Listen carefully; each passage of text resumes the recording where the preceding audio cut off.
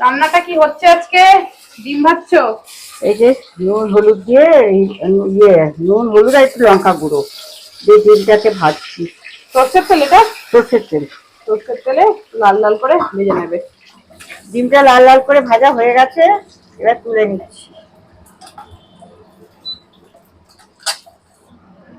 ওই তেলের মধ্যেই দিয়েছি 1 চামচ রসুন বাটা, এবার দিচ্ছি 1 চামচ পেঁয়াজ বাটা, এবার দিচ্ছি 1 চামচ আদা বাটা।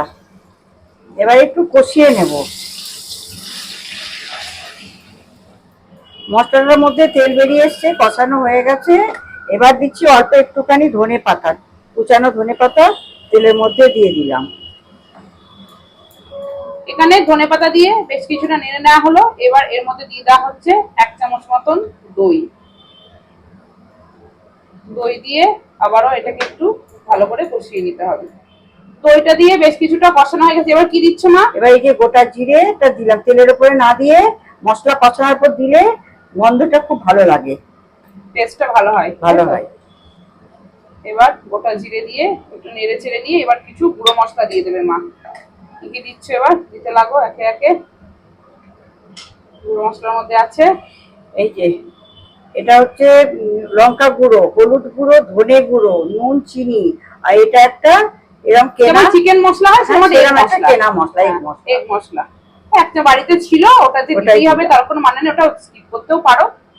বাড়িতে ছিল বলে দিলাম, তবে থাকলে দিও, ভালো লাগে খেতে। এবার একটু গুঁড়ো মশলা বলে একটুখানি জল দিলাম।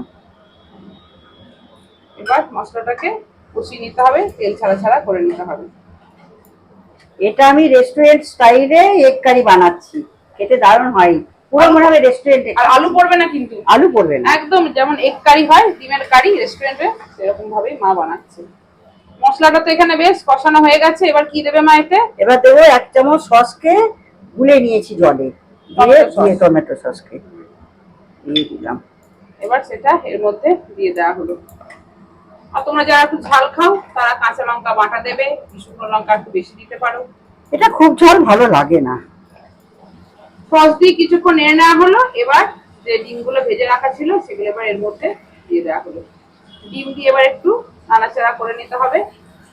একটু জল দেবে তো নাকি? হ্যাঁ, জল দেবো। হ্যাঁ, একটু হালকা গ্রেভি গ্রেভি হবে, তার জন্য একটু জল দিতে হবে। তোমরা একবার বানিয়ে দেখো, খুব ভালো খেতে হয়, দারুণ টেস্ট হয়। সামান্য এখানে ওই বাটি ধোয়া জলটা দিয়ে দেওয়া হলো। আমরা তো এটা ভাত দিয়েই খাবো, কিন্তু তোমরা যারা রাতের দিকে রুটি খাও তারা কিন্তু এইভাবে বানিয়ে খেতে পারে, তাই তো মা? হ্যাঁ, রুটি দিয়েও ভালো লাগবে, খুব ভালো লাগবে খেতে।